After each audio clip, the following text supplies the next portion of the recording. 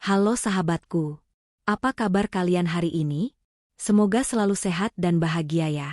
Kembali lagi bersama saya di channel Cerita Momo. Di video kali ini, Mimin punya kisah yang benar-benar bakal menguras emosi dan bikin kalian gregetan setengah mati.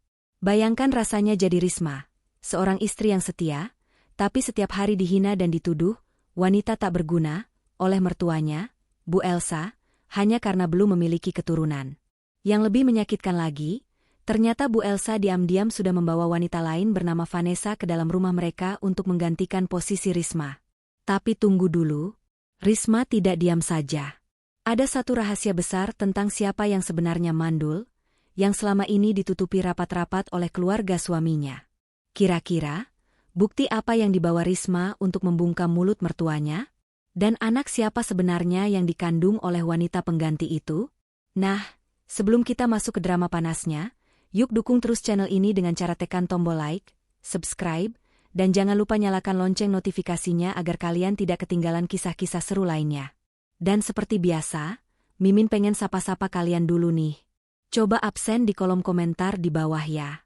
Tuliskan nama kalian, asal kota, dan ketik kata hadir. Yang sudah komen dan like, Mimin doakan semoga rezekinya mengalir deras dan rumah tangganya selalu harmonis, dijauhkan dari mertua yang toksik. Amin. Oke, kalau sudah siap, tarik napas dalam-dalam, dan mari kita masuk. Langkah kaki Risma terasa begitu berat saat memasuki pekarangan rumah mewah itu. Matahari sore yang hangat sama sekali tidak bisa mencairkan kebekuan di hatinya. Di tangannya, ia meremas sebuah amplop putih dari rumah sakit, amplop yang baru saja menghancurkan dunianya dalam sekejap. Kata-kata dokter tadi masih berdenging keras di telinganya bagaikan petir di siang bolong. Maaf, Bu Risma. Kondisi hormon ibu sangat tidak stabil, kemungkinan untuk hamil sangat kecil, bahkan nyaris mustahil. Risma menarik napas panjang, mencoba menahan air mata yang sudah menggenang di pelupuk matanya. Ia tahu apa yang akan terjadi begitu ia melangkah masuk ke dalam rumah. Bukan pelukan hangat atau kata-kata penghiburan yang akan ia dapatkan, melainkan caci maki. Benar saja, begitu pintu terbuka, sosok wanita parubaya dengan pakaian glamor sudah duduk di sofa ruang tamu. Tatapannya tajam, seolah sudah menunggu mangsa. Itu adalah Bu Elsa, ibu mertuanya. Di sebelahnya duduk Yuan, suami Risma, yang tampak sibuk dengan ponselnya tanpa menoleh sedikit pun ke arah istri yang baru pulang. Bagaimana? Tanya Bu Elsa langsung, tanpa basa-basi. Suaranya dingin dan menusuk. Jangan bilang hasilnya nihil lagi. Risma menunduk, tidak berani menatap mata mertuanya. Ia meletakkan amplop itu di atas meja dengan tangan gemetar. Maaf, Bu. Dokter bilang aku. Suara Risma tercekat. Bu Elsa dengan kasar menyambar amplop itu, merobeknya, dan membaca isinya dengan cepat. Detik berikutnya, kertas itu sudah dilempar kembali ke wajah Risma. Dasar wanita tak berguna. Bu Elsa berteriak, membuat Risma tersentak kaget. Yuan akhirnya mendongak, tapi wajahnya datar, tanpa ekspresi pembelaan sedikit pun. Sudah ibu bilang dari awal, Yuan, firasat ibu itu tidak pernah salah. Bu Elsa bangkit dari duduknya, menunjuk-nunjuk wajah Risma dengan telunjuknya yang berhias cincin berlian. Dia ini lahan tandus, kering. Percuma kamu kerja banting tulang, Yuan. Hartamu itu akan putus di dia. Tidak akan ada pewaris. Air mata Risma akhirnya tumpah. Risma juga usaha, Bu. Risma minum semua obat yang ibu kasih. Usaha? Usaha apa? Potong Bu Elsa sinis. 2 tahun kalian menikah, perutmu itu tetap rata. Lihat tuh si Mita, tetangga sebelah, baru nikah 5 bulan sudah hamil besar. Kamu cuma bisa menghabiskan uang anakku untuk periksa sana-sini tapi hasilnya nol besar. Risma menatap suaminya, berharap ada sedikit pembelaan. Mas Yuan. Lirihnya. Namun, Yuan hanya menghela napas panjang, terlihat lelah. Sudahlah, Riz. Jangan membantah ibu terus. Aku juga capek kalau setiap pulang kerja suasananya begini terus. Kamu introspeksi diri saja. Hati Risma remuk redam. Suami yang dulu berjanji akan menjaganya dalam suka dan duka, kini lebih memilih diam dan membiarkan ibunya menginjak-injak harga diri istrinya. Bu Elsa mendengus kasar, lalu berjalan ke arah dapur. Tak lama kemudian, ia kembali dengan segelas cairan berwarna hitam pekat yang mengepulkan asap tipis. Baunya sangat menyengat, campuran antara bau tanah basah dan sesuatu yang pahit. Itu adalah jamu penyubur, racikan Bu Elsa yang wajib Risma minum setiap pagi dan sore. Minum, perintah Bu Elsa sambil menyodorkan gelas itu ke depan wajah Risma. Risma memandang cairan hitam itu dengan rasa mual. Rasanya sangat pahit dan sering membuat perutnya kram setelah meminumnya. Bu, tadi dokter bilang jangan sembarangan minum obat herbal dulu. Halah, dokter itu tahu apa? Ini resep turun-temurun keluarga Ningrat. Harganya mahal, bentak Bu Elsa. Asal kamu tahu ya, Yuan itu bibit unggul. Tidak mungkin dia yang bermasalah. Masalahnya pasti ada di rahimmu yang bermasalah itu. Cepat minum atau kamu angkat kaki dari rumah ini sekarang juga. Ancaman itu membuat nyali Risma ciut. Ia tidak punya siapa-siapa lagi di kota ini selain Yuan. Dengan tangan gemetar, Risma mengambil gelas itu. Ia memejamkan mata, menahan napas, dan meneguk cairan pahit itu sampai habis. Rasanya seperti menelan empedu, membuat kerongkongannya panas dan perutnya bergejolak. Bagus, kata Bu Elsa dengan senyum puas yang terlihat mengerikan. Ia mengambil gelas kosong itu dari tangan Risma. Ingat Risma, kesabaran ibu ada batasnya. Kalau bulan depan kamu belum hamil juga, jangan salahkan ibu kalau ibu ambil tindakan tegas. Yuan butuh penerus, bukan istri pajangan yang cacat fungsi. Bu Elsa melenggang pergi ke kamarnya, meninggalkan aura dingin di ruangan itu. Risma terduduk lemas di lantai, memegangi perutnya yang mulai terasa tidak nyaman. Yuan bangkit dari sofa, tapi bukannya membantu Risma berdiri, ia malah berjalan melewatinya menuju kamar tidur. Bersihkan dirimu, Ris. Jangan lupa siapkan makan malam. Aku lapar, ucap Yuan datar sambil berlalu. Risma menatap punggung suaminya yang menjauh dengan pandangan nanar. Di rumah megah ini, ia merasa lebih rendah daripada seorang pembantu. Ia dituduh, dihina, dan dipaksa meminum ramuan yang menyiksa tubuhnya. Semua demi keturunan yang mereka agung-agungkan. Namun, jauh di lubuk hatinya, ada satu pertanyaan yang mulai tumbuh. Sebuah keraguan kecil yang belum berani ia suarakan. Kenapa hanya dia yang selalu disalahkan? Kenapa Yuan tidak pernah diminta untuk memeriksakan diri secara menyeluruh seperti dirinya? Malam itu, di bawah sinar lampu ruang tamu yang redup, Risma menangis tanpa suara.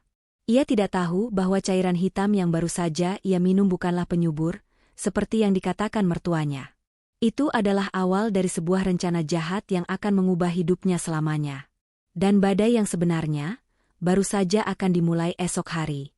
Keesokan harinya, ancaman Bu Elsa masih terngiang jelas di telinga Risma, bagaikan kaset rusak yang diputar berulang-ulang.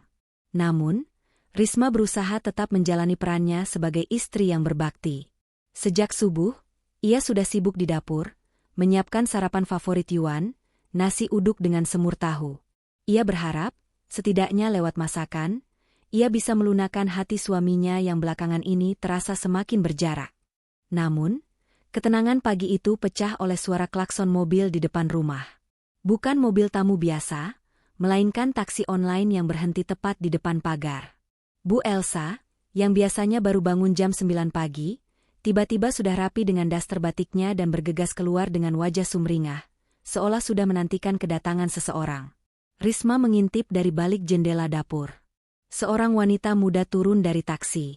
Wanita itu cantik, berkulit putih mulus dengan rambut panjang yang digerai indah. Pakaiannya sedikit ketat, menonjolkan lekuk tubuhnya, namun wajahnya dipoles dengan make-up natural yang membuatnya terlihat lugu. Wanita itu membawa sebuah koper besar berwarna merah muda. Ah, akhirnya sampai juga. Seru Bu Elsa antusias, langsung memeluk wanita itu cipika-cipiki. Ayo masuk, Nak Vanessa. Jangan sungkan, anggap saja rumah sendiri. Risma bergegas ke ruang tamu, menyambut mereka dengan senyum canggung. Ada tamu ya, Bu? Tanyanya sopan, meski hatinya bertanya-tanya siapa gerangan wanita ini. Bu Elsa menatap Risma sekilas dengan pandangan meremehkan. Kenalkan, ini Vanessa. Dia anak teman lama ibu dari kampung. Dia mau mencari kerja di kota ini, jadi sementara waktu dia akan tinggal di sini. Kasihan kalau harus ngekos sendirian, pergaulan sekarang kan bebas dan bahaya. Lebih baik tinggal sama keluarga yang jelas. Risma mengangguk paham, mengulurkan tangan. Halo, saya Risma. Istri Mas Yuan. Vanessa menyambut uluran tangan Risma. Tangannya terasa halus sekali, kontras dengan tangan Risma yang mulai kasar karena pekerjaan rumah tangga. Hai, Mbak Risma. Salam kenal ya. Maaf merepotkan, saya janji nggak akan lama kok. Ucap Vanessa dengan suara yang dibuat selembut mungkin, namun matanya meneliti penampilan Risma dari atas ke bawah dengan tatapan menilai. Sudah, jangan banyak basa-basi. Risma, bawa koper Vanessa ke kamar tamu di lantai bawah. Vanessa capek, butuh istirahat. Perintah Bu Elsa seenaknya, memperlakukan Risma tak ubahnya kuli panggul. Risma menurut. Saat mengangkat koper berat itu, ia melihat Yuan baru saja turun dari lantai 2, sudah siap berangkat kerja. Langkah Yuan terhenti saat melihat sosok asing di ruang tamunya. Ada siapa ini, Bu? Tanya Yuan. Vanessa langsung menoleh, dan detik itu juga, Risma melihat perubahan drastis pada ekspresi wanita itu. Senyumnya merekah lebih lebar, matanya berbinar. Ini Yuan ya? Vanessa menyapa lebih dulu, suaranya terdengar manja. Wah, aslinya lebih gagah daripada di foto yang ditunjukin Bu Elsa. Yuan tampak tersipu dipuji begitu. Ah, bisa saja. Saya Yuan. Ini Vanessa, Yuan. Ingat kan yang ibu ceritakan kemarin? Dia akan tinggal di sini sementara. Sela Bu Elsa sambil mengedipkan mata pada anaknya, kode rahasia yang tidak dipahami Risma. Tolong kamu bantu dia kalau butuh apa-apa ya. Dia belum hafal daerah sini. Tentu, Bu, jawab Yuan, matanya tak lepas memandang Vanessa. Ada ketertarikan yang jelas terpancar di sana, sesuatu yang sudah lama hilang saat ia menatap Risma. Malam harinya, mimpi buruk Risma benar-benar dimulai. Saat makan malam, Vanessa tidak duduk di kursi tamu, melainkan langsung mengambil posisi di kursi sebelah kanan Yuan, kursi yang biasanya diduduki Risma untuk melayani suaminya. Maaf Mbak Risma. Aku duduk sini boleh kan? Soalnya AC-nya paling terasa di sini, aku gampang gerah orangnya. Alasan Vanessa tanpa dosa. Belum sempat Risma menjawab, Bu Elsa sudah menyahut. Duduk saja, Vanessa. Risma bisa duduk di sana, dekat dapur. Biar gampang kalau mau ambil nambah nasi. Risma terpaksa mengalah. Ia duduk berhadapan dengan mereka, merasa seperti penonton di rumah tangganya sendiri. Vanessa dengan luwes mengambilkan piring Yuan, menyendokkan nasi, dan memilihkan lauk. Ini ayam gorengnya dada ya, Mas Yuan? Katanya Mas Yuan suka yang banyak dagingnya. Ujar Vanessa sok tahu, atau mungkin sudah diberi, bocoran, oleh Bu Elsa. Loh, kok kamu tahu? Tanya Yuan kaget tapi senang. Tahu dong. Kan Bu Elsa sering cerita soal Mas Yuan. Katanya Mas Yuan itu pekerja keras, tipe suami idaman banget. Puji Vanessa lagi. Risma hanya bisa mengaduk-aduk nasinya dengan perasaan mual. Ia melihat betapa mudahnya Vanessa masuk ke dalam celah keretakan rumah tangganya. Vanessa tertawa renyah menanggapi lelucon garing Yuan, menuangkan air minum sebelum diminta, bahkan sesekali lengannya, tak sengaja, bersentuhan dengan lengan Yuan. Dan yang paling menyakitkan, Yuan menikmatinya. Suaminya itu terlihat lebih hidup. Tidak ada wajah murung atau lelah yang biasa ia tunjukkan pada Risma. Risma, panggil Bu Elsa tiba-tiba, memecah lamunan Risma. Kamu itu embok ya belajar dari Vanessa. Lihat, dia ceria, segar, enak dipandang. Jangan cemberut terus kayak baju belum disetrika. Suami pulang kerja itu butuh hiburan, bukan disambut muka masam. Saya cuma capek, Bu, jawab Risma pelan. Alasan? Dengus Bu Elsa. Vanessa saja yang baru perjalanan jauh masih bisa senyum. Kamu itu memang dasarnya pembawa aura negatif. Pantas saja rezeki anak susah nempel di rahim kamu. Kalimat itu kembali menusuk jantung Risma. Di hadapan wanita asing ini, mertuanya tega merendahkannya lagi. Risma melirik Yuan, berharap pembelaan. Tapi Yuan sedang sibuk tertawa mendengar cerita Vanessa tentang pengalaman lucunya di kampung, sama sekali tidak peduli istrinya sedang dihina. Malam itu, saat Risma membereskan piring kotor sendirian di dapur, Vanessa masuk membawa gelas bekas minumnya. "Sini aku bantu, Mbak," tawar Vanessa basa-basi. "Nggak usah, saya bisa sendiri," tolak Risma dingin. Vanessa tersenyum miring, mendekatkan wajahnya ke telinga Risma. Suaranya berubah menjadi bisikan tajam yang mengerikan. "Mbak Risma baik banget deh. Tapi hati-hati ya, Mbak. Kadang, barang yang sudah lama dan rusak itu memang harus diganti sama yang baru. Apalagi kalau yang punya rumah sudah bosan." Risma tersentak, menatap Vanessa tajam. Namun wanita itu sudah mundur dan kembali memasang wajah polosnya saat Bu Elsa lewat. "Vanessa, ayo nonton TV sama Ibu dan Yuan. Jangan di dapur terus, nanti tangan halusmu kasar lo," panggil Bu Elsa. "Iya, Bu." Vanessa melenggang pergi, meninggalkan Risma yang mematung dengan tangan gemetar memegang spons cuci piring. Di detik itu, Risma sadar. Vanessa bukan sekadar tamu. Dia adalah badai yang sengaja diundang masuk untuk menghancurkan sisa-sisa pondasi rumah tangganya yang sudah rapuh. Dan Yuan, suami yang ia cintai, sepertinya sudah mulai membuka pintu hatinya lebar-lebar untuk badai itu. Pagi itu, suasana di meja makan terasa jauh lebih menyesakan dari biasanya bagi Risma. Matahari yang cerah di luar sana seolah mengejek mendung yang menggelayut di dalam rumah megah ini. Sejak kedatangan Vanessa 2 hari lalu, posisi Risma sebagai nyonya rumah perlahan tapi pasti mulai tergeser. Pagi ini, Risma yang biasanya menyiapkan sarapan, justru dilarang menyentuh dapur oleh Bu Elsa. Alasannya klise, takut masakannya tidak higienis atau rasanya tidak pas di lidah Vanessa yang katanya sedang tidak enak badan.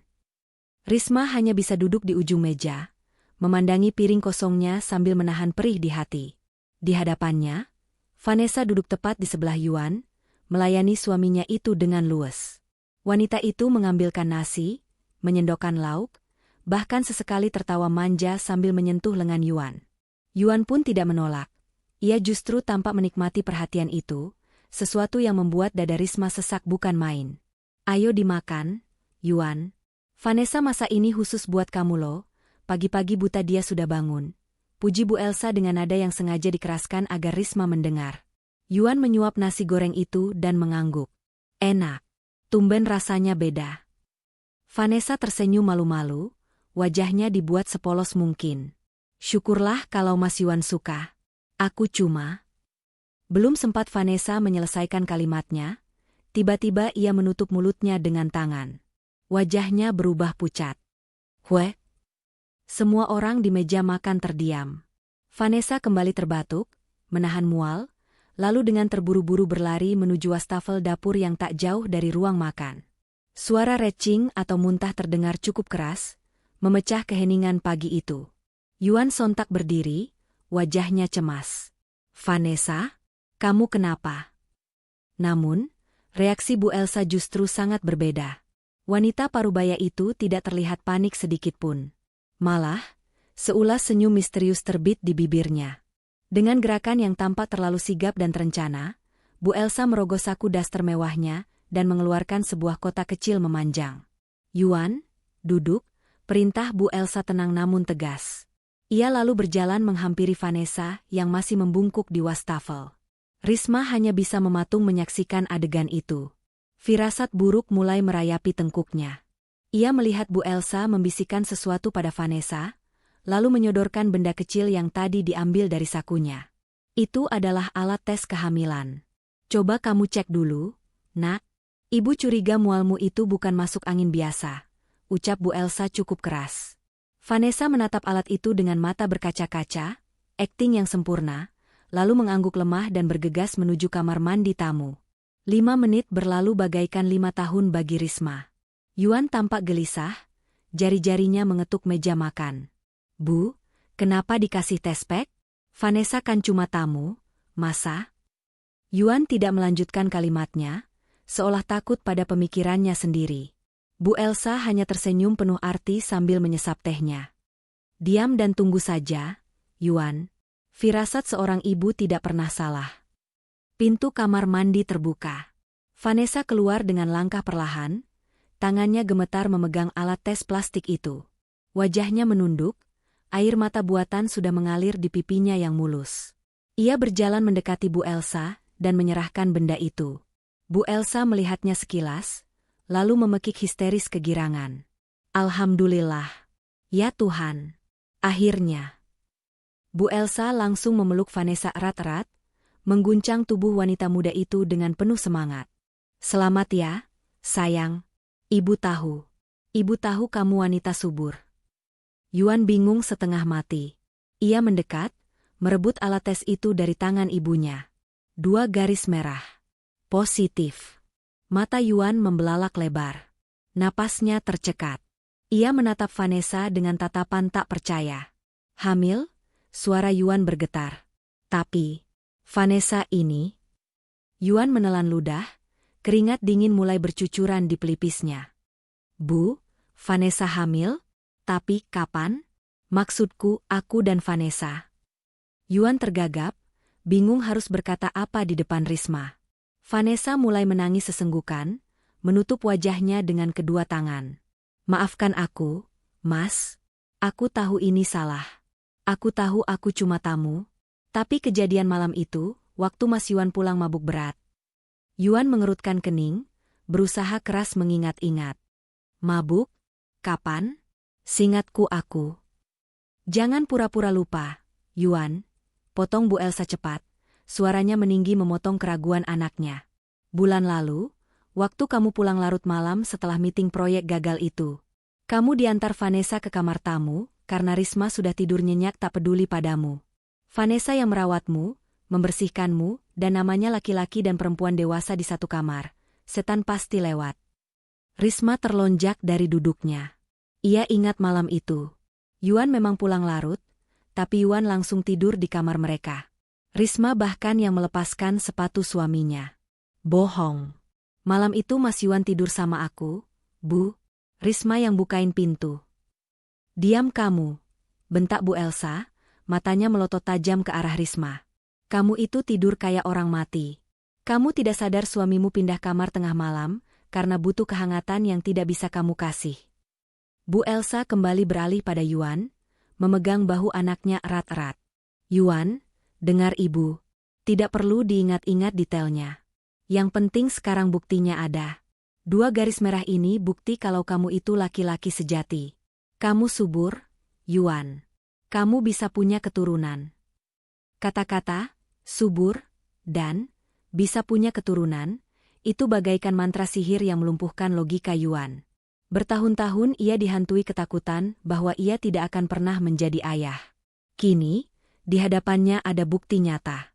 Egonya sebagai laki-laki yang selama ini terluka, seketika melambung tinggi. Keraguan tentang malam kejadian, itu perlahan sirna, tertutup oleh euforia akan memiliki seorang anak. Yuan menatap Vanessa dengan pandangan berbeda. Bukan lagi sebagai tamu, tapi sebagai pembawa harapan. Ini anakku? Tanyanya lirih. Vanessa mengangguk mantap sambil mengusap perutnya yang masih rata. Iya, Mas. Ini darah dagingmu. Calon penerus keluarga ini. Hati Risma hancur berkeping-keping menyaksikan suaminya perlahan tersenyum, lalu dengan ragu menyentuh tangan Vanessa. Yuan terlihat bahagia. Kebahagiaan yang dibangun di atas kebohongan dan pengkhianatan terhadap dirinya. Lihat itu, Risma. Seru Bu Elsa penuh kemenangan, menunjuk perut Vanessa. Ini yang namanya wanita sempurna. Sekali sentuh langsung jadi. Bukan seperti kamu, tanah gersang yang cuma bisa menghabiskan uang. Risma ingin berteriak. Ingin membantah bahwa semua ini tidak masuk akal. Bagaimana mungkin Yuan tidak ingat? Dan kenapa Bu Elsa sudah siap sedia dengan alat tes kehamilan? Semuanya terasa seperti naskah drama yang sudah diatur rapi. Namun, melihat binar bahagia di mata Yuan saat menatap Vanessa, Risma sadar, suaranya tidak akan didengar. Di rumah ini, kebenaran kalah oleh ambisi memiliki cucu. Pagi itu, sarapan berakhir dengan perayaan kecil keluarga Yuan dan anggota baru, mereka. Risma mundur perlahan ke dapur, membawa tumpukan piring kotor. Air matanya menetes ke dalam wastafel, bercampur dengan busa sabun. Ia sadar, posisinya di rumah ini bukan lagi di ujung tanduk, tapi sudah jatuh ke jurang. Mereka telah memiliki pengganti. Dan kini, Risma hanyalah sampah yang tinggal menunggu waktu untuk dibuang. Namun, dalam diamnya tangis itu, Risma bersumpah, ia tidak akan pergi sebelum membongkar sandiwara busuk ini. Euforia kehamilan Vanessa mengubah atmosfer rumah itu secara drastis hanya dalam hitungan jam. Risma yang sah sebagai istri, kini tak ubahnya seperti bayangan yang tak dianggap. Vanessa, si tamu, yang membawa benih yang diklaim sebagai cucu penerus, kini diperlakukan bak ratu. Ia duduk santai di sofa sambil memakan buah-buahan mahal yang dikupas oleh Bu Elsa, sementara Risma sibuk mengepel lantai di sekitar mereka. Duh, Bu, kok rasanya gerah banget ya hari ini? AC-nya kurang dingin atau gimana sih? Keluh Vanessa manja sambil mengibaskan tangannya. Bu Elsa langsung sigap. Matanya melotot ke arah Risma yang sedang memeras kain pel. Heh, Risma, kamu itu bebal atau pura-pura tuli? Tuh Vanessa kepanasan. Cepat naikkan suhu AC-nya. Jangan sampai cucu ibu di dalam perut itu kegerahan gara-gara kamu lambat. Risma menghentikan gerakannya, menahan gejolak amarah di dada.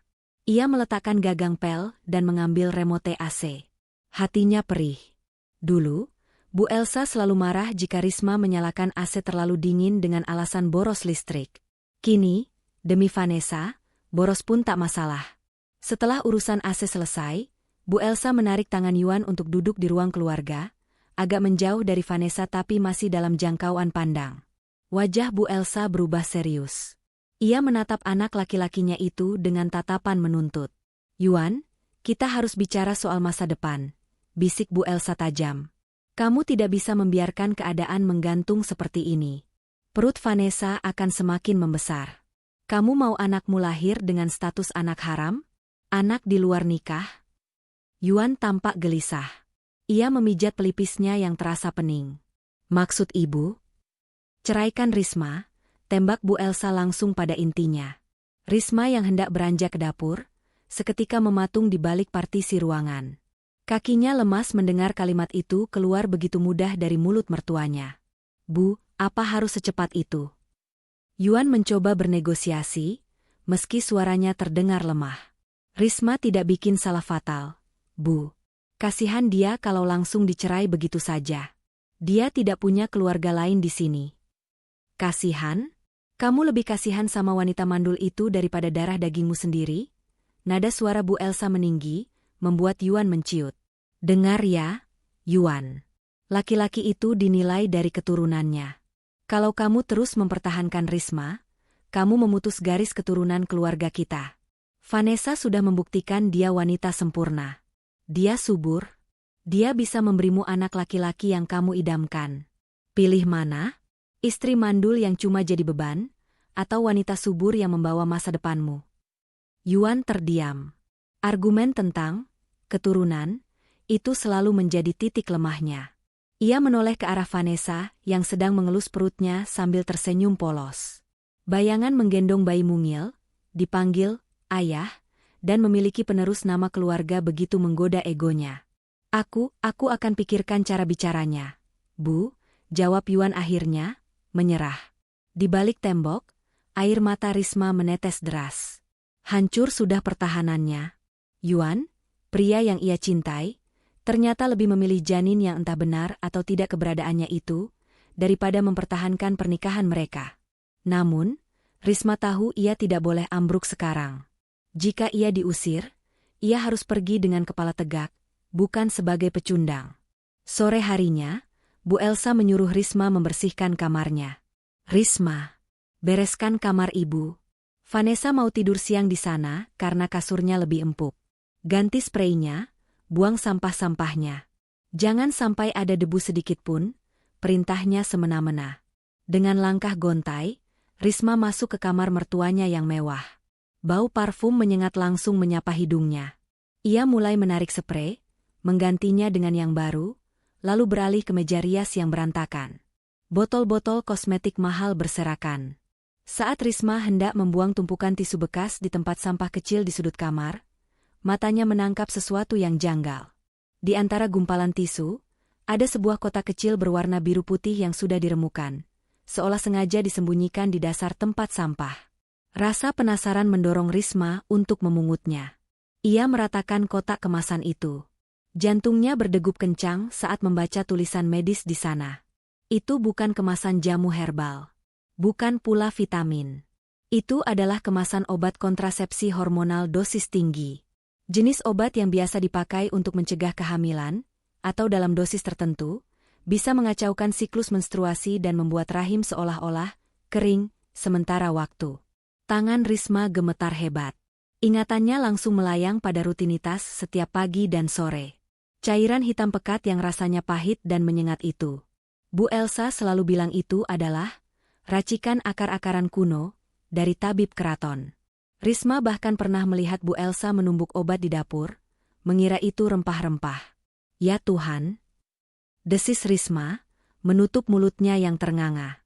Ternyata selama 2 tahun ini, ia bukan sedang diobati. Ia sedang diracuni. Mertuanya sendiri yang membuatnya tidak bisa hamil dengan mencekokkan obat pencegah kehamilan setiap hari, lalu menyalahkannya di depan semua orang sebagai wanita mandul. Rasa sedih di hati Risma seketika berubah menjadi amarah yang membara. Ia meremas kotak obat itu kuat-kuat. Pantas saja Bu Elsa selalu memaksanya minum di depannya langsung. Pantas saja Bu Elsa melarangnya ke dokter lain selain dokter kenalannya. Semuanya adalah skenario jahat yang terencana rapi demi menguasai Yuan sepenuhnya. Risma buru-buru memasukkan bukti kemasan obat itu ke dalam saku dasternya. Ia menatap pantulan dirinya di cermin meja rias Bu Elsa. Wajah sembab dan mata merah itu perlahan berubah menjadi tatapan dingin dan tajam. Kalian pikir aku bodoh? Batin Risma dengan gigi gemerutuk. Kalian pikir bisa membuangku seperti sampah setelah merusak tubuhku? Tidak. Aku tidak akan pergi sebelum membongkar semua ini. Risma menyelesaikan pekerjaannya dengan cepat, lalu keluar dari kamar itu dengan tekad baru. Ia bukan lagi Risma yang pasrah. Ia butuh sekutu. Dan ia tahu persis kemana harus mencari kebenaran yang sesungguhnya. Besok, ia akan memulai perlawanannya. Kesempatan yang ditunggu-tunggu Risma akhirnya datang keesokan harinya, berbalut perintah kasar dari Bu Elsa. Pagi itu, Vanessa kembali berulah dengan drama, ngidam, yang mengada-ada. Ia merengek ingin makan asinan Betawi yang penjualnya ada di seberang kota, tempat yang cukup jauh dari rumah mereka. Risma, kamu dengar tidak Vanessa mau apa? Teriak Bu Elsa dari ruang tengah. Sekarang kamu berangkat. Naik angkot saja, motor mau dipakai Yuan mengantar Vanessa kontrol ke bidan. Awas jangan lama-lama, cucu ibu keburu ngeces nanti. Risma mengangguk patuh dengan wajah tertunduk, menyembunyikan kilatan tekad di matanya. Iya, Bu. Risma berangkat sekarang. Di balik tas kain lusuh yang ia bawa, Risma tidak hanya membawa dompet. Ia menyelipkan botol kecil berisi sisa cairan, jamu, hitam yang tadi pagi pura-pura ia minum namun ia muntahkan kembali ke dalam botol saat di kamar mandi. Selain itu, ia juga membawa seluruh berkas riwayat kesehatannya yang selama ini ia simpan rapi. Begitu keluar dari kompleks perumahan, Risma tidak menuju tempat penjual asinan. Ia langsung menyetop taksi dan menyebutkan alamat sebuah rumah sakit besar di pusat kota, tempat sahabat lamanya, Dinda, bekerja. Jantungnya berdegup kencang. Ini adalah langkah pertamanya untuk melawan. Sesampainya di rumah sakit, Dinda sudah menunggu di lobi dengan wajah cemas. Dinda adalah sahabat Risma sejak kuliah yang kini bekerja sebagai staf senior di bagian arsip medis rumah sakit tersebut. Ris, ya ampun, kamu kurusan banget.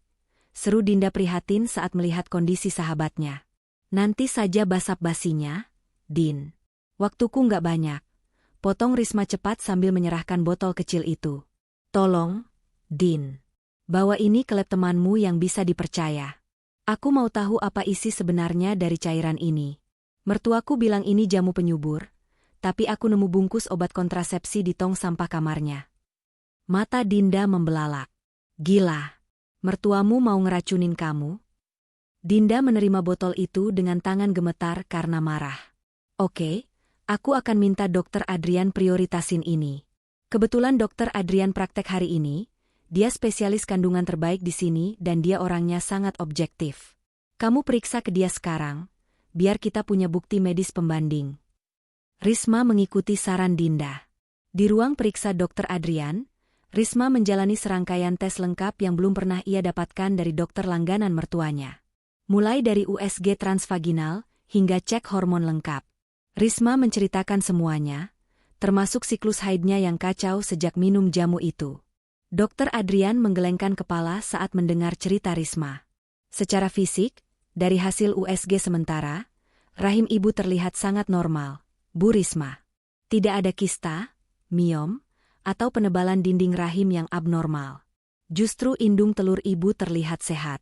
Kalau haid ibu kacau, dugaan saya kuat memang ada intervensi hormonal dari luar. Kita tunggu hasil lab cairannya untuk kepastian hukum. Mendengar kata sehat dari dokter, air mata Risma menetes.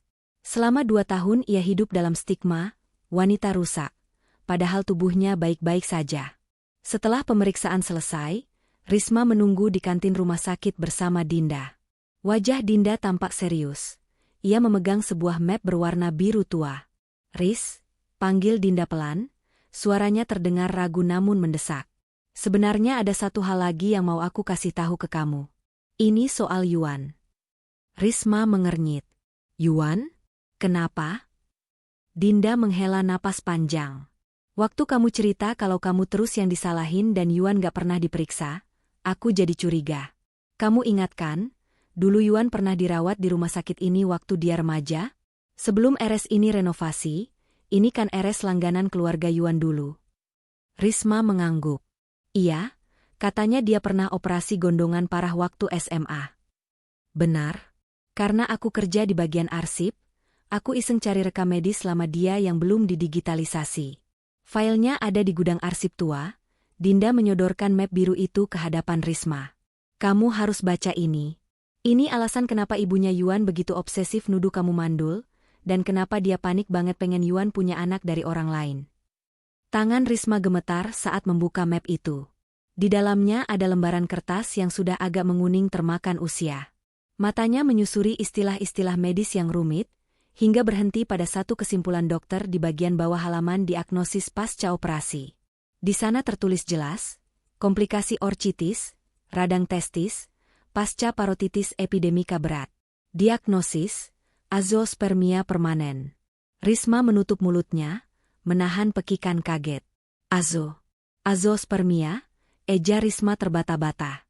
"Ini artinya sperma kosong, Ris," bisik Dinda tajam. "Suamimu mandul total. Pabriknya rusak permanen karena infeksi virus waktu dia remaja. Dokter sudah memvonis dia tidak akan bisa membuahi wanita manapun secara alami." Dunia Risma seakan berputar hebat. Fakta ini jauh lebih mengejutkan daripada racun jamu itu. "Jadi, Bu Elsa tahu?" tanya Risma dengan suara bergetar. "Pasti tahu. Di sini ada tanda tangan wali pasien, ibunya sendiri." Dinda menunjuk tanda tangan Bu Elsa di berkas itu. Ibunya tahu anak lelakinya tidak bisa punya keturunan. Makanya dia menutupi aib itu dengan menghancurkan mentalmu. Dia bikin skenario seolah-olah kamu yang mandul biar Yuan tidak merasa rendah diri. Dia mengorbankan kamu demi menjaga ego anaknya." Risma meremas kertas itu. Kemarahannya kini memuncak sampai ke ubun-ubun. Jadi selama ini, ia dihina, diinjak-injak, dan diracun hanya untuk menutupi fakta bahwa Yuanlah yang tidak bisa memberinya anak.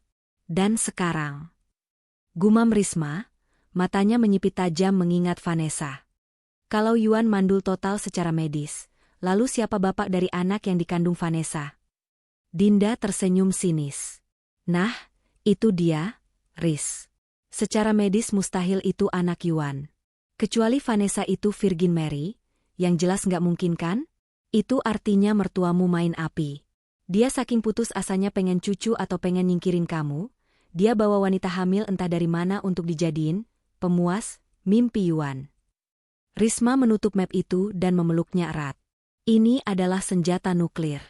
2 bukti mematikan kini ada di tangannya. Bukti kesehatannya sendiri dan bukti kemandulan Yuan. "Terima kasih, Din. Kamu penyelamat hidupku," ucap Risma dingin. "Kamu mau labrak sekarang?" tanya Dinda berapi-api. "Jangan," cegah Risma. Ia teringat rencana perceraian yang didesak Bu Elsa. Ia harus bermain cantik. "Aku akan pulang." Aku akan belikan asinan sialan itu. Aku akan tanda tangani surat cerai itu, tapi di waktu yang tepat. Aku mau lihat wajah mereka saat tahu bahwa, cucu, kebanggaan mereka itu hanyalah anak orang asing. Risma bangkit dari kursi. Wajah sendu dan lemah lembutnya sudah hilang, berganti dengan wajah seorang wanita yang siap menghancurkan siapa saja yang telah mengkhianatinya. Ia melangkah keluar rumah sakit dengan membawa bom waktu di dalam tasnya, siap untuk diledakkan di tengah keluarga Bu Elsa. Matahari sudah condong ke barat saat Risma tiba di rumah. Di tangannya tergenggam bungkusan plastik berisi asinan Betawi yang aromanya menyengat cuka, namun di dalam tasnya tersimpan sesuatu yang jauh lebih panas. 2 buah map yang akan menjadi tiket kebebasannya. Begitu pintu terbuka, suara tawa manja Vanessa langsung menyambut telinga Risma.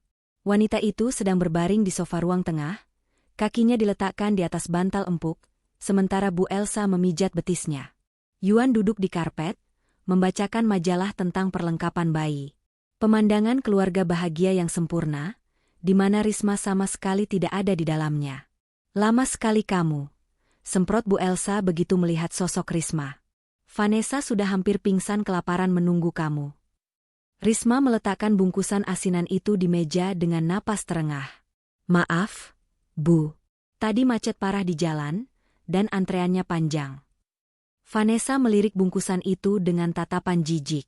Ia menutup hidungnya. Ih, bau cukanya tajam banget sih. Aku jadi mual lagi nih. Kayaknya bayinya nggak suka deh, Mbak Risma. Loh? Tadi katanya ngidam asinan? Risma menautkan alis, mencoba menahan emosi. Ya tadi kan tadi, sekarang moodku udah berubah. Jawab Vanessa enteng tanpa rasa bersalah sedikit pun. Aku sekarang maunya pizza keju. Mas Yuan, pesenin dong. Yuan langsung sigap mengambil ponselnya. Oke, sayang. Apapun buat kamu dan anak kita. Bu Elsa menatap Risma dengan sorot mata merendahkan. Tuh, dengar? Vanessa nggak mau. Buang saja asinan sampah itu. Kamu ini memang nggak bisa diandalkan.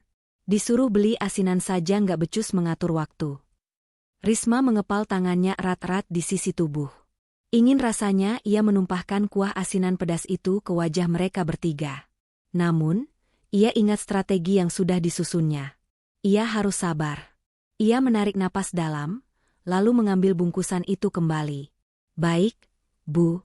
Nanti saya makan sendiri. Risma berbalik menuju kamarnya. Saat melewati Yuan, suaminya itu menahan lengannya. Ris, kita perlu bicara sebentar di kamar. Di dalam kamar tidur mereka yang kini terasa asing, Yuan menutup pintu rapat-rapat. Ia berdiri membelakangi Risma sejenak, lalu berbalik dengan wajah yang dipaksakan tegas. Aku sudah bicara sama pengacara keluarga, ucap Yuan dingin. Surat gugatan cerai sedang diproses. Tapi ibu minta kita selesaikan secara kekeluargaan dulu biar tidak heboh di luar.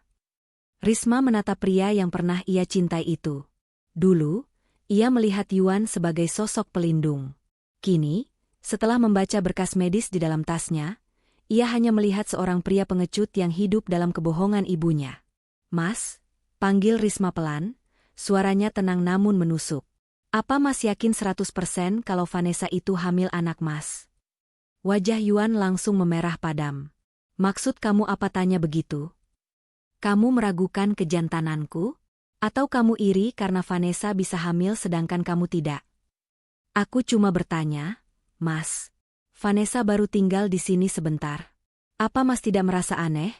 Pancing Risma lagi. Cukup, Risma, bentak Yuan. Aku ingat kejadian malam itu. Samar-samar aku ingat. Dan Vanessa bukan wanita murahan. Ibu yang menjamin bibit bobotnya. Jangan karena kamu mandul, kamu jadi menebar fitnah keji ke wanita yang mengandung anakku. Risma tersenyum tipis, senyum yang sulit diartikan oleh Yuan. Di dalam hatinya, Risma tertawa miris. Kejantananmu? Mas, kalau kamu tahu isi tas ini, kamu akan menangis darah. Batinnya. Baiklah kalau Mas yakin itu, jawab Risma datar. Siapkan saja suratnya. Aku akan tanda tangan. Tapi ingat, Mas. Penyesalan itu selalu datang belakangan. Yuan mendengus kesal, merasa Risma hanya menggertak sambal. Nggak usah sok bijak. Besok malam ibu mau mengadakan acara syukuran kecil-kecilan untuk kehamilan Vanessa. Sekalian mengumumkan pertunangan siri kami ke keluarga besar. Kamu harus hadir. Aku? Hadir? Risma menaikkan alisnya. Iya. Ibu mau kamu yang melayani tamu. Anggap saja itu bakti terakhir kamu sebagai menantu sebelum kita resmi pisah. Jangan bikin malu keluarga dengan wajah cemberutmu. Perintah Yuan sebelum keluar membanting pintu kamar. Sepeninggal Yuan, Risma langsung mengunci pintu. Ia mengeluarkan ponselnya yang bergetar. Ada pesan masuk dari Dinda. Sebuah foto hasil laboratorium toksikologi. Isi pesan Dinda, Riz, hasilnya positif levonorgestrel dosis tinggi dan beberapa campuran steroid. Ini bukan jamu, ini racun hormonal. Kalau kamu minum ini setahun lagi, rahimmu bisa rusak permanen. Simpan bukti fisiknya. Besok kurirku antar dokumen aslinya. Air mata Risma menetes lagi, tapi kali ini bukan karena sedih, melainkan karena validasi atas penderitaannya. Dugaan jahat itu benar adanya. Bu Elsa, wanita yang ia hormati sebagai pengganti orang tuanya, tega merusak tubuhnya demi menutupi aib Yuan. Risma membuka lemari pakaian, mengambil sebuah koper kecil. Ia mulai mengemasi barang-barang berharganya. Bukan baju-baju mahal pemberian Yuan, tapi ijazah, sertifikat tanah warisan orang tuanya, dan perhiasan yang ia beli dengan uangnya sendiri. Besok malam. Acara syukuran itu. Itu adalah panggung yang sempurna. Bu Elsa ingin mengumumkan kabar gembira di depan keluarga besar. Baik, Risma akan memberikan kabar gembira yang sesungguhnya. Risma menatap cermin, menghapus sisa air matanya dengan kasar. Kalian ingin aku melayani tamu di pesta perayaan kehancuranku? Bisik Risma pada pantulan dirinya yang kini terlihat garang. Baik, Bu Elsa. Akan saya layani. Saya akan sajikan hidangan penutup yang tidak akan pernah bisa kalian telan seumur hidup. Malam itu, Risma tidur dengan nyenyak untuk pertama kalinya dalam 2 tahun. Ia memeluk tas berisi bukti-bukti itu, seperti memeluk pelampung di tengah lautan. Besok, badai akan datang, dan kali ini, bukan dia yang akan tenggelam. Malam itu, rumah mewah Bu Elsa berubah menjadi lautan keriaan yang menyakitkan bagi Risma. Lampu kristal di ruang tengah dinyalakan seterang mungkin, memantulkan kilauan perhiasan para tamu undangan yang mulai berdatangan. Mereka adalah kerabat dekat dan kolega bisnis keluarga Yuan, orang-orang yang dulu memuji pernikahan Risma, namun kini menatapnya dengan pandangan iba bercampur cemooh. Risma tidak mengenakan gaun indah atau riasan wajah. Sesuai perintah Bu Elsa, ia mengenakan kemeja putih polos dan celana bahan hitam, persis seperti seragam pramusaji. Tugasnya malam itu jelas, memastikan gelas para tamu tidak kosong dan piring kotor segera diangkat. Sebuah penghinaan yang dirancang sempurna untuk meruntuhkan mentalnya sebelum ia ditendang keluar. Aduh, Jeng Elsa, jadi ini calon mantu barunya? Cantik sekali, ya? Puji Tante Mirna, sepupu Bu Elsa yang mulutnya terkenal pedas, sambil menatap Vanessa dari ujung kaki sampai ujung kepala. Vanessa duduk bak putri raja di sofa utama, mengenakan gaun longgar berwarna pastel yang sengaja dipilih untuk menonjolkan perutnya yang sebenarnya belum terlalu buncit. Wajahnya dipoles make-up tebal, tersenyum malu-malu kucing sambil terus menggelayut manja di lengan Yuan. Iya dong, Jeng. Ini Vanessa. Bibit unggul. Jawab Bu Elsa dengan suara lantang, sengaja agar Risma yang sedang menuang sirup di meja prasmanan mendengarnya. Nggak perlu nunggu bertahun-tahun kayak nunggu hujan di gurun pasir. Sekali coba, langsung gol. Bulan depan kami akan resmikan pernikahan mereka setelah urusan sampah selesai. Kata sampah itu diucapkan sambil melirik tajam ke arah Risma. Beberapa tamu ikut terkikik. Sementara Risma hanya mempererat cengkeramannya pada teko air. Ia menahan napas, menguatkan hati. Sabar, Risma. Sedikit lagi, batinnya. Mbak Risma, panggil Vanessa tiba-tiba dengan nada tinggi. Semua mata tertuju pada Risma. Dengan langkah tenang, Risma menghampiri sofa utama. Ya? Ini jus jeruknya kok asem banget sih? Kamu sengaja ya mau bikin anakku sakit perut? Tuduh Vanessa sambil mendorong gelas itu menjauh. Ganti yang manis. Cepetan, aku haus. Yuan tampak sedikit tidak nyaman dengan sikap Vanessa yang terlalu kasar di depan umum, tapi ia diam saja saat ibunya menimpali. Dengar itu, Risma? Jangan lelet. Orang hamil itu sensitif. Jangan sampai cucu ibu kenapa-napa cuma gara-gara kamu iri hati. Risma mengambil gelas itu tanpa membantah. Baik, saya ganti. Risma berbalik menuju dapur. Di sana, ia menarik napas panjang, menenangkan detak jantungnya yang memburu karena amarah. Ia melihat pantulan dirinya di kaca jendela. Wajahnya tenang, tapi matanya menyeratkan badai. Ia mengambil gelas baru, menuangkan jus yang lebih manis, lalu kembali ke ruang tengah. Saat Risma kembali, Bu Elsa sedang berdiri di tengah ruangan, memegang gelas anggur, bersiap memberikan pidato. Suasana hening. Bapak, Ibu, dan saudara semua, mulai Bu Elsa dengan wajah berseri-seri. Terima kasih sudah datang di acara syukuran kecil ini. Malam ini adalah malam yang sangat membahagiakan bagi saya. Akhirnya, keluarga kita akan memiliki penerus. Vanessa, calon istri Yuan, kini sedang mengandung cucu laki-laki pertama keluarga kami. Tepuk tangan riuh terdengar. Yuan tersenyum bangga sambil mengelus perut Vanessa. Dan untuk melancarkan jalan bagi cucu kami, lanjut Bu Elsa, suaranya berubah serius, malam ini juga, kami ingin menyelesaikan segala hambatan yang ada. Bu Elsa memberi kode pada Yuan. Yuan menghela napas, lalu mengambil sebuah map merah dari meja di hadapannya. Ia berdiri dan berjalan mendekati Risma, yang masih memegang nampan berisi jus. Di hadapan puluhan pasang mata, Yuan menyodorkan map itu. Riz, ucap Yuan datar, berusaha tidak menatap mata istrinya. Ini surat gugatan cerai yang sudah disiapkan pengacara ibu. Isinya sudah mencakup pesangon untukmu.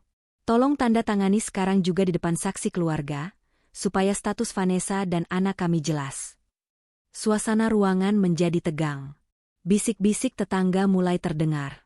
Kasihannya, dicerai di depan umum. Ya lagian mandul sih, wajarlah suaminya cari lagi. Risma menatap map merah itu, lalu menatap wajah Yuan. Wajah pria yang dulu berjanji melindunginya, kini justru menjadi algojo yang mempermalukannya di depan umum demi wanita lain. Harus sekarang, Mas? Tanya Risma pelan. Harus, jawab Bu Elsa mewakili anaknya. Ibu nggak mau ada penundaan. Kamu tanda tangan, lalu kemasi barangmu. Besok pagi kamu angkat kaki dari sini. Vanessa butuh ketenangan, dan keberadaanmu di sini cuma bawa aura negatif. Vanessa tersenyum penuh kemenangan di sofa, seolah berkata, tamat riwayatmu, Risma. Risma meletakkan nampan di meja samping. Ia tidak menangis. Ia tidak memohon. Perlahan, ia mengambil map merah itu dari tangan Yuan. Baik, Bu, Mas Yuan. Suara Risma terdengar jernih dan tegas, membuat ruangan yang tadinya berisik menjadi sunyi senyap. Aku akan tanda tangani surat ini. Aku sadar diri. Aku tidak pantas berada di tengah keluarga sempurna ini. Risma membuka map itu, mengambil pena yang disodorkan Yuan, dan membubuhkan tanda tangannya dengan cepat. Tanpa ragu. Sudah, kata Risma sambil menutup map itu. Yuan terlihat lega. Bu Elsa tersenyum lebar. Nah, begitu dong, tahu diri. Tapi Risma belum selesai. Ia tidak beranjak pergi. Ia malah merogoh tas jinjing lusuh yang sejak tadi ia letakkan di sudut ruangan. Tapi, lanjut Risma, membuat senyum Bu Elsa sedikit luntur. Karena ini adalah pesta perpisahan sekaligus syukuran, aku juga punya hadiah kenang-kenangan untuk Mas Yuan dan Ibu. Supaya kalian tidak akan pernah melupakan aku. Risma mengeluarkan 2 amplop coklat tebal dari dalam tasnya. Amplop yang berisi kebenaran yang akan meruntuhkan kebahagiaan palsu mereka dalam hitungan detik. Hadiah apa? Tanya Yuan curiga. Perasaannya mendadak tidak enak melihat ketenangan di wajah Risma. Hadiah kejujuran, Mas. Risma tersenyum tipis, lalu melempar kedua amplop itu ke atas meja kaca di hadapan mereka, tepat di samping piring kue Vanessa. Bunyi, plak, saat amplop itu mendarat terdengar begitu nyaring di ruangan yang sunyi. Silakan dibuka. Anggap saja ini kado terakhir dari wanita mandul yang kalian buang. Semua mata tertuju pada 2 amplop coklat yang kini tergeletak angkuh di atas meja kaca. Suasana pesta yang tadinya riuh rendah mendadak senyap, seolah oksigen di ruangan itu tersedot habis. Yuan menatap amplop itu dengan kening berkerut, ada keraguan yang menjalar di dadanya, namun rasa penasaran lebih mendominasi. Apa ini, Riz? Kamu mau main drama apa lagi? Tanya Yuan dengan nada lelah, tangannya terulur ragu. Buka saja, Mas. Baca dengan keras biar semua orang, termasuk ibumu dan wanita idamanmu itu, bisa mendengarnya dengan jelas, tantang Risma tenang. Bu Elsa mendengus kasar. Alah, paling surat tagihan hutang keluarganya yang mau dibebankan ke kita sebelum pergi. Jangan diladeni, Yuan. Buang saja. Namun Yuan tidak mendengarkan ibunya. Tangannya sudah merobek segel amplop pertama. Ia mengeluarkan isinya, beberapa lembar kertas hasil laboratorium dengan kop surat rumah sakit ternama dan stempel basah dokter spesialis. Yuan membaca baris demi baris. Awalnya matanya menyipit bingung, namun detik demi detik berlalu, matanya semakin melebar. Wajahnya yang tadi merah karena marah, kini perlahan memucat. Ini hasil pemeriksaan dokter Adrian, gumam Yuan terbata-bata. Rahim normal, indung telur sehat, tidak ada tanda-tanda infertilitas. Yuan mendongak menatap Risma, lalu beralih menatap ibunya. Bu, katanya dokter langganan ibu bilang Risma ada masalah hormon parah dan rahimnya kering. Bu Elsa mulai gelisah di tempat duduknya. Itu pasti hasil palsu. Risma pasti bayar dokter itu buat bikin surat sakti. Jangan percaya, Yuan. Baca lembar keduanya, Mas, potong Risma dingin. Itu hasil uji lab dari jamu yang dipaksa ibumu minumkan ke aku setiap hari. Yuan membalik kertas itu. Di sana tertera analisis toksikologi dari cairan hitam yang sering ia lihat diminum istrinya. Positif mengandung levonorgestrel dan steroid dosis tinggi. Di bawahnya ada catatan dokter. Penggunaan jangka panjang dapat menyebabkan kemandulan sementara dan gangguan hormon akut. Tangan Yuan gemetar. Kertas itu nyaris jatuh dari genggamannya. Ia tahu nama zat itu. Itu bukan vitamin. Itu obat kontrasepsi. Bu? Suara Yuan bergetar hebat. Ibu ngasih obat KB ke Risma? Bilangnya jamu penyubur? Ruangan itu seketika riuh. Bisik-bisik para tamu terdengar jelas. Gila, mertuanya ngeracunin mantu sendiri. Jahat banget, pantesan gak hamil-hamil. Wajah Bu Elsa merah padam, keringat dingin mulai bercucuran di dahinya yang tertutup bedak tebal. Ia berdiri, menunjuk-nunjuk Risma dengan telunjuk gemetar. Fitnah. Itu fitnah keji. Ibu gak tahu apa-apa. Itu ramuan tabib keraton, mungkin tabibnya yang salah kasih. Jangan nuduh ibu sembarangan ya, dasar wanita ular. Risma tertawa kecil, tawa yang terdengar sangat menyakitkan. Masih mengelak? Bungkus obatnya aku temukan di tempat sampah kamar ibu. Tapi sudahlah, itu baru pembukaannya, Mas. Risma melangkah satu langkah lebih dekat ke meja, tatapannya kini menusuk langsung ke manik mata Yuan. Sekarang, buka amplop yang kedua. Kalau yang pertama membuatmu sadar betapa jahatnya ibumu padaku, amplop kedua ini akan membuatmu sadar siapa sebenarnya yang rusak di antara kita. Jantung Yuan berdegup kencang, seakan mau copot dari ribnya. Firasat buruknya semakin menjadi-jadi. Dengan tangan yang kini basah oleh keringat dingin, ia meraih amplop kedua.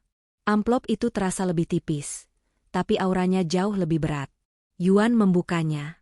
Isinya adalah berkas-berkas tua yang kertasnya sudah agak menguning. Ia mengenali logo rumah sakit itu. Itu rumah sakit tempat ia dirawat saat remaja dulu. Matanya menyapu tulisan tangan dokter di lembar diagnosis. Nama pasien, Yuan Pratama. Usia, 15 tahun. Diagnosis, komplikasi orchitis pasca parotitis epidemika berat. Yuan terdiam. Ia ingat sakit itu. Sakit gondongan parah yang membuatnya demam tinggi berhari-hari dan bengkak di area vitalnya. Tapi ibunya selalu bilang itu sudah sembuh total dan tidak ada efek samping. Lalu matanya turun ke baris paling bawah, kesimpulan medis yang digarisbawahi dengan tinta merah. Prognosis, azoslemia permanen, sterilitas total. Dunia Yuan seakan berhenti berputar. Napasnya tercekat di tenggorokan. Ia membaca kalimat itu berulang-ulang, berharap matanya salah lihat. Sterilitas total. Mandul. Tidak mungkin. Desis Yuan, suaranya nyaris tak terdengar. Kakinya lemas, ia terhuyung mundur hingga menabrak pinggiran meja. Ini nggak mungkin. Itu rekam medismu sendiri, Mas. Suara Risma memecah keheningan yang mencekam. Tanda tangan Wali di bawahnya adalah tanda tangan ibumu. Dia tahu, Mas. Sejak kamu umur 15 tahun, ibu tahu kamu tidak akan pernah bisa punya anak secara alami. Tapi dia menutupinya. Dia membiarkan aku dihina, dicaci maki, dan dianggap wanita tak berguna selama 2 tahun ini, hanya untuk menutupi kekuranganmu. Yuan mengangkat wajahnya, menatap Bu Elsa dengan tatapan yang sulit diartikan, campuran antara kengerian, kekecewaan, dan kemarahan yang meluap-luap. Bu. Panggil Yuan lirih. Ibu tahu ini? Bu Elsa membeku. Ia tidak bisa lagi berteriak, fitnah. Bukti itu terlalu nyata, tanda tangannya sendiri ada di sana. Wajah angkuhnya runtuh seketika, berganti dengan wajah ketakutan seorang penipu yang tertangkap basah. Ia mundur perlahan, menghindari tatapan anaknya. Yuan, dengerin ibu dulu. Ibu lakuin itu demi kebaikan kamu. Ibu nggak mau kamu minder. Demi kebaikan?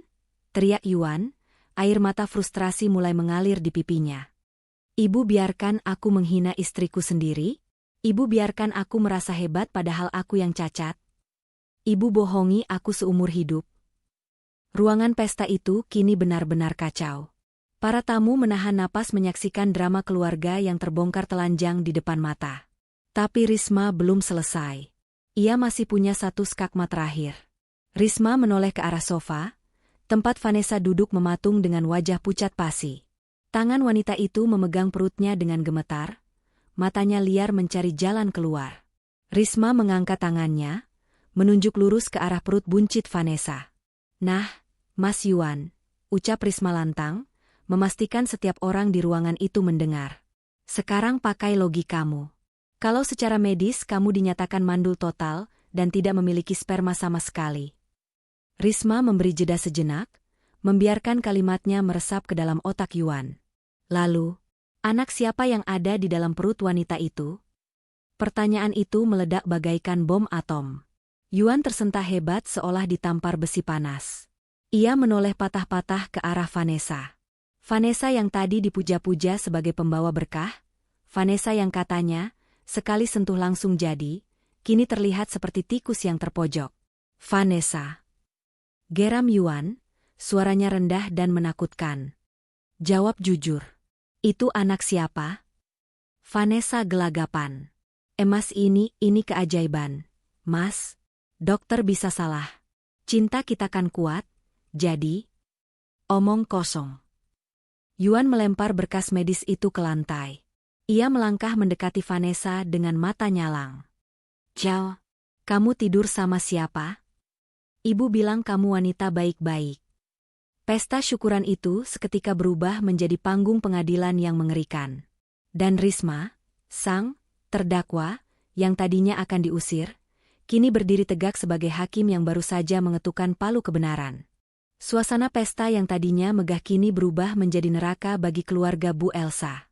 Teriakan Yuan yang menggema di ruangan itu membuat Vanessa gemetar hebat hingga piring kue di meja tersenggol dan pecah berantakan. Suaranya nyaring seperti menandakan hancurnya kehormatan keluarga itu. Jawab, Vanessa. Jangan diam saja. Yuan mencengkeram lengan Vanessa kasar. Wajah pria itu merah padam, urat-urat lehernya menonjol menahan amarah yang bercampur rasa malu luar biasa. Vanessa menangis histeris, make-up tebalnya luntur oleh air mata, membuatnya terlihat berantakan.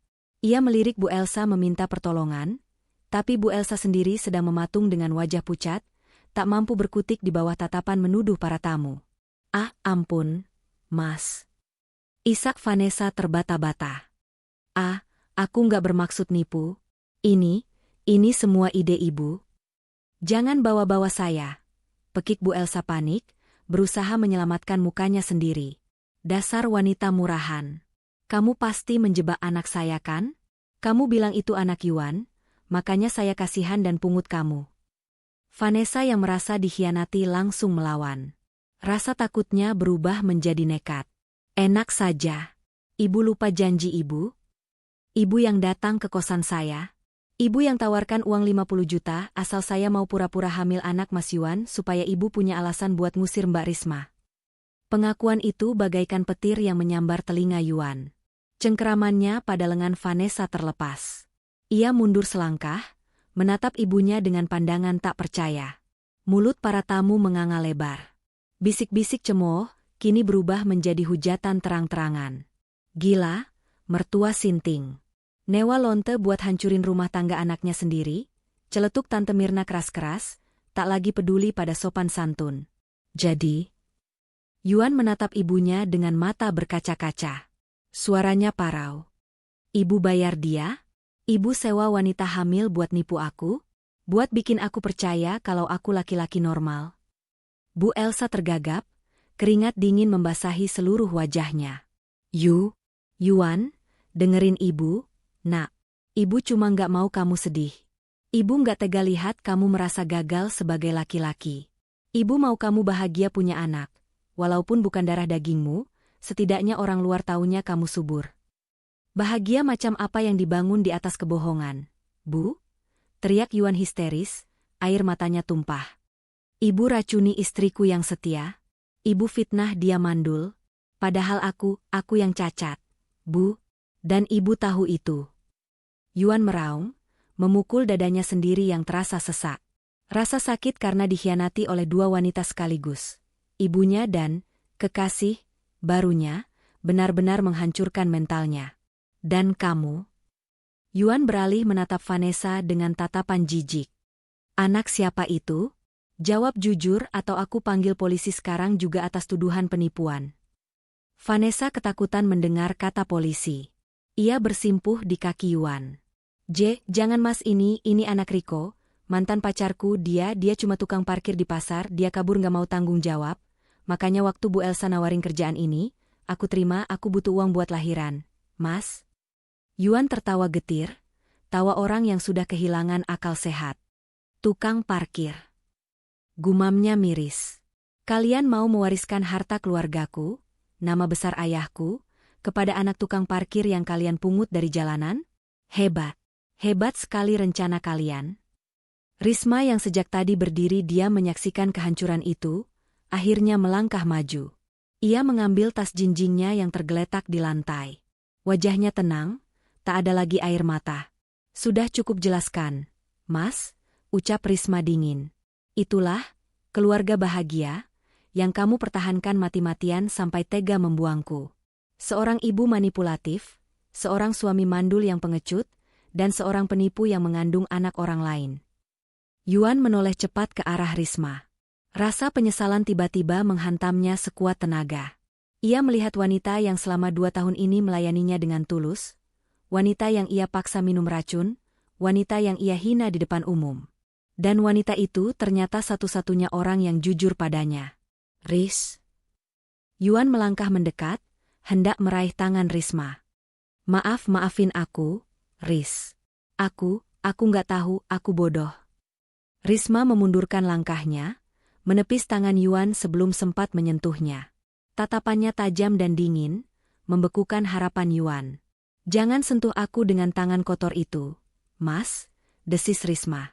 Maafmu tidak bisa menyembuhkan rahimku yang keracunan. Maafmu tidak bisa mengembalikan harga diriku yang sudah kalian injak-injak. Riz, tolong jangan pergi. Kita perbaiki ini. Aku usir mereka semua. Kita mulai dari awal. Kamu suburkan? Kita bisa adopsi, atau bayi tabung asalkan sama kamu. Yuan memohon, harga dirinya sudah hilang entah kemana. Memperbaiki? Risma tersenyum sinis. Gelas yang sudah pecah, kalaupun direkatkan kembali, tetap akan melukai bibir yang meminumnya. Tidak ada kata, kita, lagi, Mas. Surat cerai itu sudah kutandatangani. Itu hadiah terakhirku. Risma beralih menatap Bu Elsa yang kini terduduk lemas di sofa, terlihat tua dan menyedihkan. Dan untuk ibu selamat ya, Bu. Keinginan ibu agar Yuan tidak bersama wanita mandul akhirnya terkabul. Sekarang Yuan sendirian. Nikmatilah masa tua ibu dengan merawat anak kesayangan ibu yang ternyata cacat itu, tanpa ada menantu bodoh yang bisa ibu suruh-suruh lagi. Risma. Lancang kamu. Seru Bu Elsa lemah, tapi tak ada lagi yang mendengarkannya. Risma membalikkan badan, berjalan menuju pintu keluar membelah kerumunan tamu yang menatapnya dengan rasa segan dan hormat. Tunggu. Risma. Yuan berusaha mengejar, tapi langkahnya terhenti ketika Vanessa menahan kakinya, merengek minta uang pesangon yang dijanjikan. Mas, uangku mana? Aku udah akting loh, rengek Vanessa tak tahu malu. Lepas. Yuan menendang Vanessa hingga tersungkur, lalu kembali menatap punggung Risma yang semakin menjauh di ambang pintu. Di detik terakhir sebelum keluar dari rumah neraka itu, Risma berhenti sejenak tanpa menoleh. Oh ya, satu lagi. Asinan di meja itu, makan saja. Itu mungkin satu-satunya makanan yang pantas untuk drama murahan kalian. Asam, pedas, dan bikin sakit perut. Sama seperti pernikahan kita. Dengan langkah mantap, Risma keluar dari pintu utama.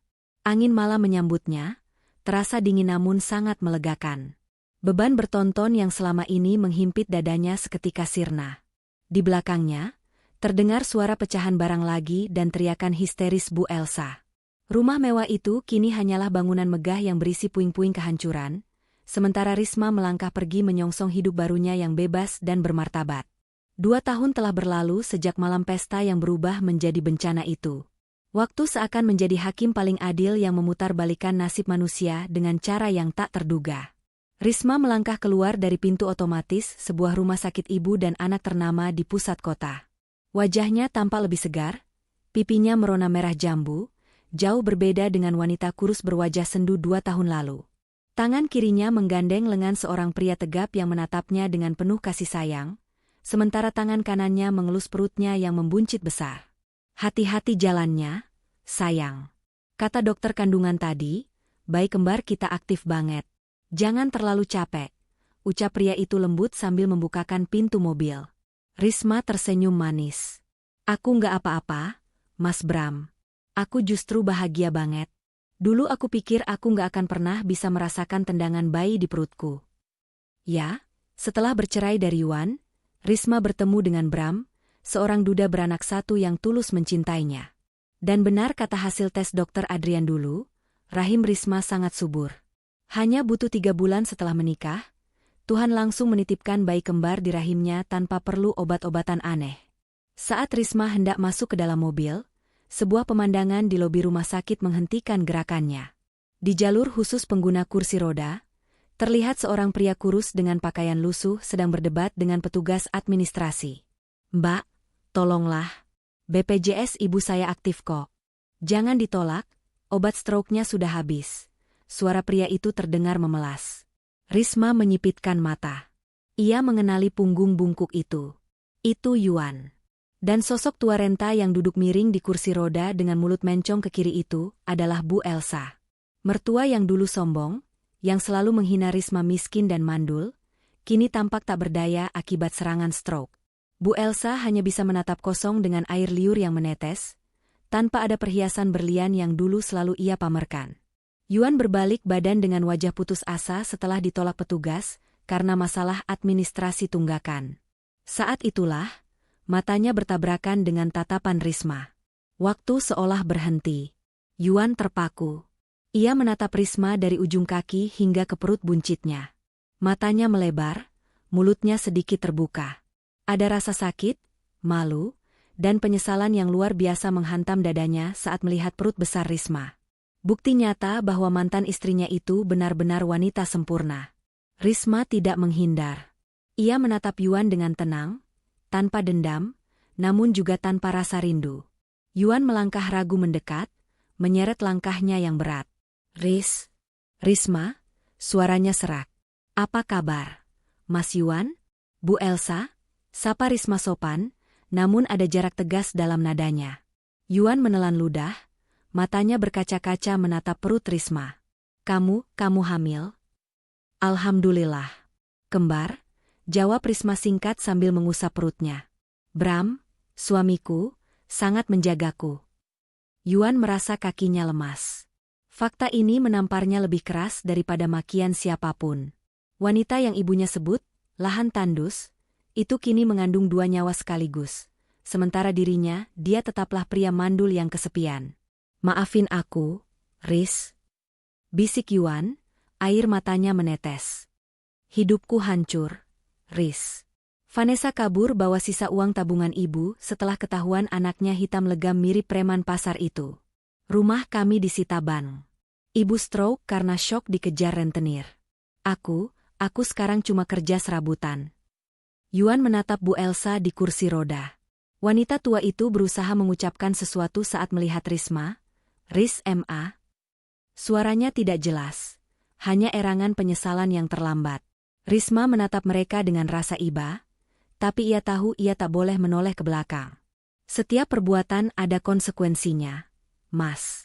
Dulu kalian membuang berlian demi memungut batu kali, hanya karena batu itu terlihat mengkilap sesaat, ucap Risma bijak. Ia membuka dompetnya, mengeluarkan beberapa lembar uang merah. Bukan untuk merendahkan, tapi sebagai sedekah terakhir. Pakai ini untuk beli obat ibu. Anggap saja ini sedekah dari cucu yang dulu sangat ibu inginkan, tapi ibu buang sendiri sebelum ia hadir.